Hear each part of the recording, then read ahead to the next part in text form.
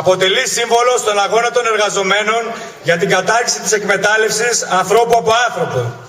Ο αιματοβαμμένος Μάης του 1886 και η ανεπανάληπτη θυσία των εργατών του Σικάγο, ο δικός μας Μάης του 36, οι εκτελεστέντες κομμουνιστές της Κεσαριανής την Πρωτομαγιά του 44 αποτελούν οδηγό για το σήμερα και τις νέες μάχες που θα ακολουθήσουν, εμπνέουν τους λαούς για τις μελλοντικές ηρωικές σελίδες που θα γραφτούν.